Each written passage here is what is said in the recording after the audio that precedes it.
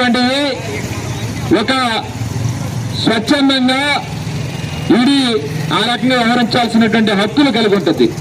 కానీ ఎందుకు దాడి చేస్తున్నారు, ఏ కేసుల తాలూకా ఏమీ చెప్పకుండా ఈరోజు కేరళ మాజీ ముఖ్యమంత్రి విజయన్ ఇళ్ల మీద దాడులు పాల్పడ్డారు. కేరళ రాష్ట్రంలో సిపిఎం నేతగా అభిమానించే విజయన్ ఇంటి మీద దాడికి వస్తే ఈడీ ఎవరైతే అధికారులున్నారో వీళ్ళని ప్రజలు ఎంటబడి తిరగబడి మొత్తం వెనక్కి కొట్టిన పరిస్థితుంది.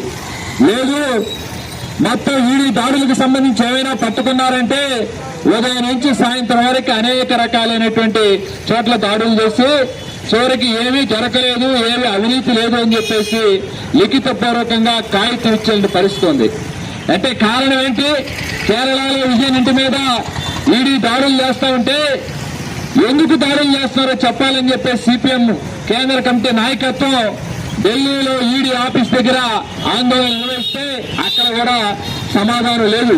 ఎందుకు దాడులు చేస్తున్నది అంటే బీజేపీ పార్టీ ఎవరిని అణిచి పెట్టాలనుకుంటే, రాజకీయంగా ప్రత్యర్థులుగా ఉన్నటువంటి వాళ్ళు తొక్కేయాలనుకుంటే ఈడీని స్వచ్ఛందంగా వరించిన న్యాయ వ్యవస్థని ఇలాంటి వాటిని ప్రయోగిస్తున్నట్టు దానికి ఇంతకంటే ఉదాహరణ ఏమి లేదు.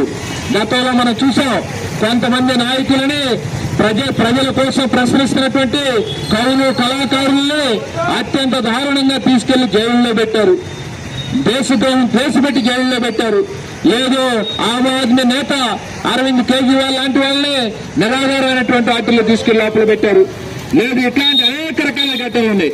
అయితే దేశవ్యాప్తంగా సిపిఎం లాంటి రాజకీయ పార్టీ, ప్రజల కోసం త్యాగాలు చేసే పార్టీ, ఇలాంటి పార్టీలో ఉన్నటువంటి నేతల మీద మీరు రాజకీయ దాడుల నేపథ్యంలో ఈ రకమైనటువంటి ఈడీని ప్రయోగిస్తే చూస్తూ ఊరుకునేది లేదు అని చెప్పేసి ఇప్పటికే దేశవ్యాప్తంగా నిన్న మొన్న ఈ రోజు అనేక మంది ప్రజాస్వామ్యవాదులు, స్వచ్ఛంద సంస్థలు రోడ్ల మీదకి వచ్చి అందరూ ఆందోళన నిర్వహిస్తున్నారు. సిపిఎం నేతలు ఈ రేపల్లి పట్టణం కానీ లేదు ఈ దేశంలో కానీ అనేక త్యాగాలు చేశారు, భూ పంపిణీలు చేశారు, జైళ్ళకి వెళ్లారు.